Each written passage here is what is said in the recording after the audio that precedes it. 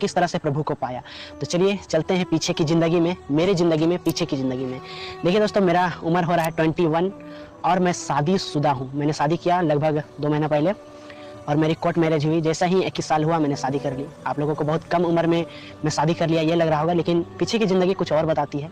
इसीलिए कुछ मजबूरी था, कुछ समस्या था और प्रभु का शायद यही मर्जी था, इसीलिए हो गया। तो चलिए चलते हैं पीछे की ज़िंदगी में। मैं हूँ झारखंड के हजारीबाग ज़िले से और मेरा जन्म हजारीबाग में ही हुआ और मेरे टोटल 8 भाई बहन और थे, मुझे लगाकर 9 जन, और जितने 8 थे वो सभी के सभी डेट कर गए। ये दुखी की बात है, सब डेट कर गए। तो हो सके प्रभु की यही मर्जी थी और प्रभु ने मुझे अकेला बचाया। हो सके प्रभु मुझे बहुत बड़ा काम सौंपेगा, उसके द्वारा मेरे द्वारा प्रभु अपना काम को बढ़ाएगा। इसीलिए शायद मुझे प्रभु चुना और मैं प्रभु में आनंदित हूँ आज। दुखी लगता है कि 8 भाई बहन मेरे नहीं हैं। बचपन में ही जन्म होते थे और डेट कर जाते थे। सबसे बड़ी दुखद कहानी यह है। अब चलिए पीछे की ज़िंदगी में रिवाइंड जाते हैं। देखिए दोस्तों, जब मेरे भाई और बहन 2 मेरे से छोटे थे, वो दोनों डेट कर गए, तो मैं रांची चला गया क्योंकि मेरा गांव वहीं पे है और फुआ गांव भी वहीं पे है। तो मैं अपनी फुआ के गांव चला गया और वहाँ पे पढ़ाई करने लगा और 6वां तक मैंने पढ़ाई की। उसके बाद मैंने छोड़ दिया क्योंकि मुझे दूसरे का घर पे मन नहीं लगता था।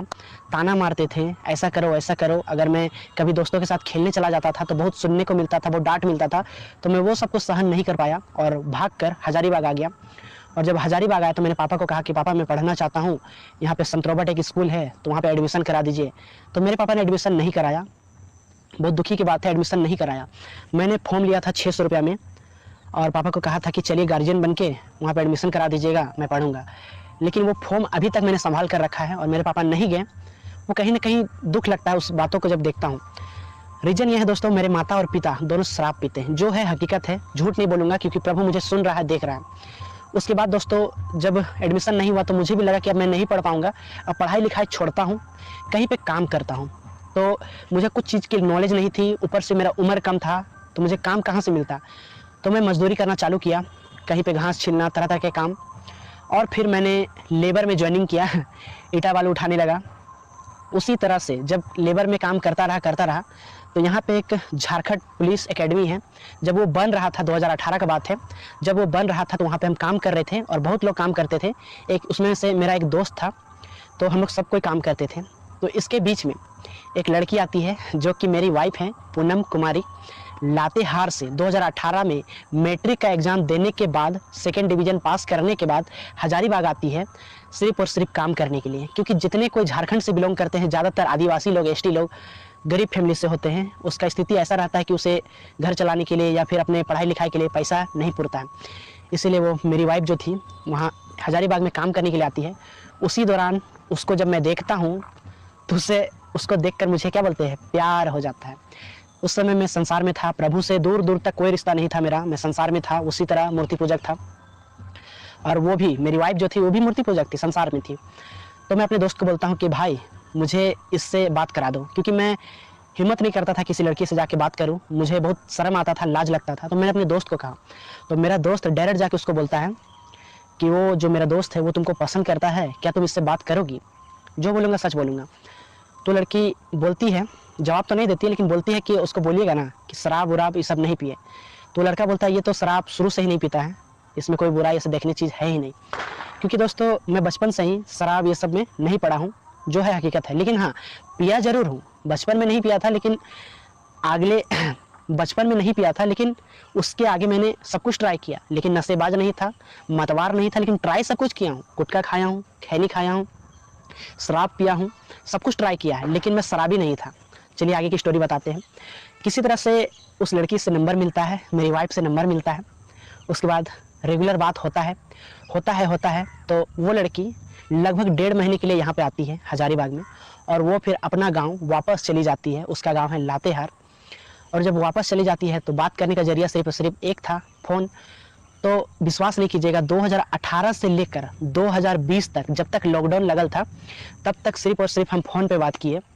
विश्वास नहीं कीजिएगा, क्योंकि हम 2 साल तक उसके पास गए नहीं, कभी मुलाकात नहीं, कभी भेंट नहीं, सिर्फ और सिर्फ फ़ोन पर बात हुई। जब लॉकडाउन थोड़ा थोड़ा खुला तो मैं एक जगह गाड़ी चलाता था, टेम्पो चलाता था, 3 व्हीलर। तो वो टेम्पो से मुझे सामान पहुंचाना था डाल्टनगंज। तो वही रास्ता पे पड़ता था लातेहार और डाल्टनगंज। तो मैंने उस दिन बोला कि मैं आज आ रहा हूँ, मुझे डाल्टनगंज जाना है। तो मैं सुबह ही निकला यहाँ से 10 बजे के करीब, और शाम 4 बजे के करीब मैं उसका गाँव पहुँचने ही वाला था कि मेरा गाड़ी ख़राब हो गया, पंचर हो गया। तो वो फिर अपना जो लड़का लोग रहता है जान पहचान का गांव का, उसको फ़ोन करती है कि एक वहाँ पे एक लड़का है, उसका जाके मदद कर दो, क्योंकि वो तो आ नहीं सकती है। तो जो उसका जान पहचान था गांव का लड़का सब, वो सब आते हैं, मुझे मदद करते हैं, और उन लोगों का धन्यवाद अगर उस वीडियो को देख रहे हैं तो। वो लोग मदद करते हैं। उसके बाद 2-3 दिन तक मैं वहीं रहता हूँ, क्योंकि पंचर होता है, फिर कुछ दूर जाने के बाद मेरा ना क्लच प्लेट जल जाता है। बहुत मतलब बुरी स्थिति में पड़ा था, ना कोई वहाँ जान पहचान। भाई जो मेरी गर्लफ्रेंड थी, उस समय तो गर्लफ्रेंड ही थी, अभी तो वाइफ बन गई, तो वो तो अपने घर में रख नहीं सकती है, तो बहुत मुसीबत खड़ा हो गया था। लेकिन किसी तरह से कोई लड़का को दोस्त बना दी, गाँव का ही लड़का को, तो उसके घर में रहने लगा। 2-3 दिन तक रहा। फिर मैंने किसी तरह से वहाँ पर गाड़ी बनवाया, और छठ पूजा का त्यौहार था उस समय, और छठ पूजा का जब बीत चुका तो उसका दूसरा दिन मैं डाल्टनगंज के लिए निकल चुका। और जब उधर से आया तो उस दिन मैं अच्छे से उससे सामने से बात कर पाया। उसके बाद ज़्यादा देरी की बात नहीं थी, कुछ देरी की बात थी, 15-20 मिनट। उसके बाद वो भी मजबूरी में थी, कैसे बात करती खुलेआम। उसके बाद मैं भी गाड़ी पकड़ के आ गया हज़ारीबाग। जब हज़ारीबाग आया दोस्तों, 2020 का बात है, मेरी गर्लफ्रेंड यानी वो लड़की, मेरी वाइफ, मुझसे कहती है कि मेरा शरीर में ना बहुत सा प्रॉब्लम है। हम बोले क्या? कि बोलती है मुझे दुष्ट आत्मा पकड़ता है, मतलब शैतान पकड़ता है। मेरे माता पिता बहुत जगह दिखवाएं, जैसे कि ओझा भगत, पंडित, मौलाना, बहुत जगह दिखवाएं, खस्सी दिए, बकरी दिए, पैसा दिए, तरह तरह का पूजा पाठ किए, लेकिन कोई फ़ायदा नहीं हो रहा है, और ये समस्या मेरे पर बढ़ता जा रहा है। तो मुझे कैसा लगता है? तो बोलती है कि शैतान मुझे दिन में मतलब पकड़ता है, अजीब अजीब ख्याल आता है, लगता है कि मर जाऊँ, कहीं चल जाऊँ, ऐसा ऐसा मन में आता है। तो फिर ये समस्या बढ़ता गया। तो हम एक दिन बोले कि मम्मी लोग को बताओ, तुम यहाँ पे आ जाओ, मैं तुम्हें इलाज कराऊंगा, मैं तुम्हें दिखवाऊंगा, मैं तुम्हें ठीक करवा दूंगा किसी भी तरह से। तो लॉकडाउन का आखिरी समय रहता है, मतलब 21 आने वाला रहता है। तब अपनी मम्मी को बताती है कि मम्मी मैं एक लड़का से बात करती हूँ, उसका नाम विष्णु है, और वो मुझे बुला रहा है, वो बोल रहा है कि मैं तुमको ठीक कर दूंगा। तो उसकी मम्मी भी, शुरू दिन मैंने बात किया कि मम्मी आप उसको यहाँ भेज दीजिए, मैं उसको किसी भी तरह से ठीक कर दूंगा। तो पता नहीं दोनों मम्मी पापा एक ही दिन में मान गए और विश्वास कर लिए, और अपनी बेटी को यहाँ भेज दिए हज़ारीबाग। तो मैं उसको लाया, तो उनके भैया सब भी हैं, तो उनके भैया रांची में काम करते थे, और एक भैया मजबूरी में, उसका भी स्थिति बहुत डाउन था, मतलब बीमारी में, शैतान उसको भी अटैक करता था, उसके बाल बच्चे को, तो वो ससुराल में रहते थे। तो जो मेरी वाइफ के जो उनसे बड़े हैं भैया, तो वो रांची में रहते थे। तो मैंने अपनी वाइफ को यहाँ लाया, उसमें शादी नहीं हुआ था, मैंने वाइफ को यहाँ पे लाया। सबसे पहले मैंने खोजा कि कहाँ कहाँ ओझा भगत है। यहाँ पर जहाँ मैं रहता हूँ, यहीं पे बगल पे एक भक्ताइन है, मैंने वहाँ पे गया दिखवाया। तो क्या बोल रही है कि आपको जल्दी से एक खस्सी और पूजा पाठ कराना होगा, नहीं तो ये लड़की मर जाएगी। सुन के बहुत दुख हुआ भाई, और पैसा भी ले ली तुरंत, एक दिन बस देखिए 500 रुपया ऐसे ले ली, और प्लस बोल रही है वो खस्सी लगेगा ही लगेगा। तो हम बोले चलो दूसरा जगह दिखवाते हैं। एक जगह गए तो वैसे ही बोल रही कि पूजा पाठ कराना होगा।